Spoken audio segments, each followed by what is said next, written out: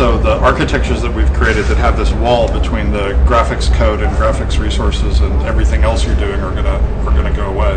The big question is going to be whose cores are you going to be running? Are you going to be running NVIDIA's cores? Are you going to be running Intel's cores? That's the battle that's going to be there. But in the same way, that dedicated physics units haven't really developed any traction. I think it's going to go back the other way, and this notion of discrete computing in a heterogeneous computing environment is not going to be the dominant direction that we'll see, 5 years from now. So I don't know if people have questions about that or have other questions. Nobody at Valve has had a chance to play BioShock yet. That's our big reward after we ship Orange Box, is we all get a copy of BioShock to play. But having it before we ship seemed like too risky for the schedule. So we're all looking forward to that.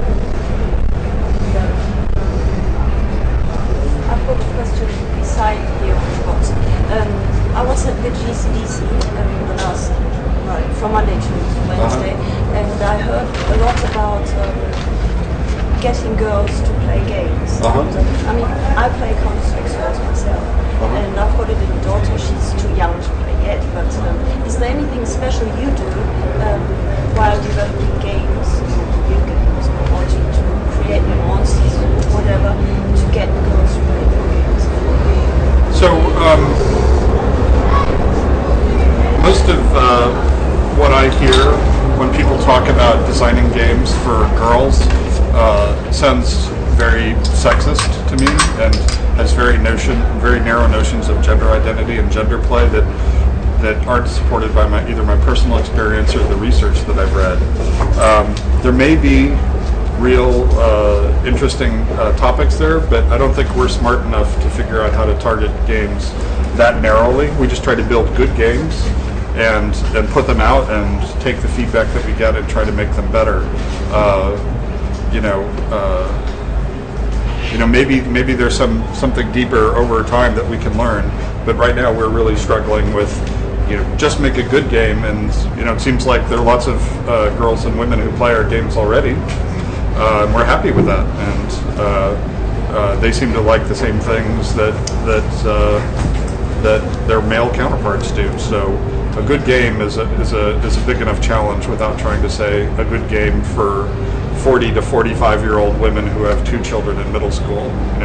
Maybe a while from now we'll be smart enough designers to more narrowly focus ourselves, but right now that seems unnecessary. If you look at Valve, for example, we don't seem to follow the rules. There's a Valve community, so we are a group and we can see what we all play.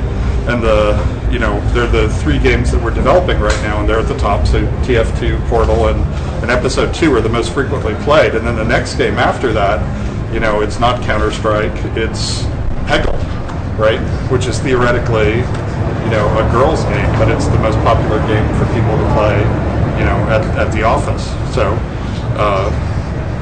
it's a good game, whether you're male or female. Will there be an online statistics system for Team Fortress 2 also? With a Steam community also? Yes.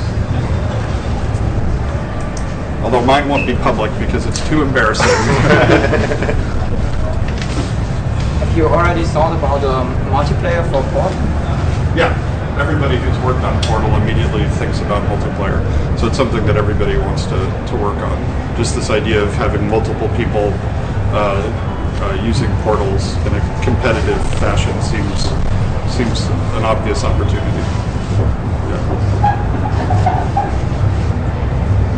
Okay. Any more questions? Anything else? Maybe a question about the general game development, graphic engines. If you look at Crysis, it looks really, really nice. Do you plan any changes in the engine of Source and the 2 that looked nicer? Maybe DirectX 10 support? I think we're pretty happy. So when we look at DirectX 10, there's sort of the hardware and there's the API.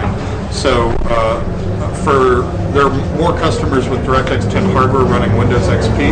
Only 2% of our customers are running DX10 hardware on top of Vista. So I think we're pretty happy accessing DX10 hardware functionality through the DX9 API. It's flexible enough for us to do that. You know, when I look at Crysis, it's really pretty. You know, the things that sort of come to mind are, you know, for us, it would be something like more efficient batching, so we can have sort of the foliage density that they have. But are there other things? We're pretty close to being, you know, it's more a question of what sort of system you want to be able to run on than needing to make any sort of fundamental engine changes to achieve that level of visual density. Well, and I mean, it's also about choices. I would say that we've made an incredible amount of changes to the engine, and Jason can speak to this to enable the look of Team Fortress 2. Right. Yeah, I actually work on graphics technology at Valve, and yeah, we've added a number of new features to the engine for this round of products. We've increased the number of lights that can affect a given character. We've changed the lighting model, especially for Team Fortress 2, to allow characters to pick up sort of rim highlights to really accentuate the silhouettes, which are a really big part of what's unique about the characters in Team Fortress 2. It's interesting, we did that for this non-photorealistic looking game, but actually it turns out one of our licensees, or one of our partners, Turtle Rock, actually picked that up as well for Left 4 Dead, for their sort of more photorealistic style, just because they want to use that to kind of enhance gameplay as well. Another really big feature that we put into Episode 2 is real-time dynamic soft shadows. So the player flashlight actually casts shadows out into the world. It's a very general solutions. Everything casts and receives shadows. We tend to target graphics features that really tie into gameplay. Team Fortress is a absolutely great example